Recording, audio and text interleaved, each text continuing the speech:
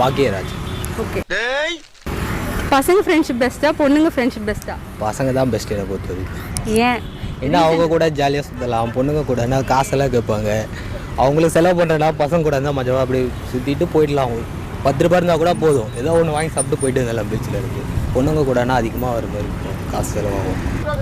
நான் இப்போ இருக்கிற ஃப்ரெண்ட்ஷிப் பற்றி என்ன நினைக்கிறீங்க ப்ரெசென்ட்டில்? ஏன்னா முன்னாடி ஒரு மாதிரி இருந்துச்சு ஃப்ரெண்ட்ஷிப்பு, இப்போ வந்து ஒரு மாதிரி இருக்குது. முன்னாடிலாம் வந்து ஏதாச்சும் தப்பு பண்ணால் கூட ஃப்ரெண்டாக இருந்தாலும் பெரியவங்க வீட்டில் எப்படி கண்டிப்பாங்களோ அந்த மாதிரி ஃப்ரெண்ட்லாம் கூட இருக்கிற ஃப்ரெண்ட் வந்து அதை கண்டிப்பாங்க.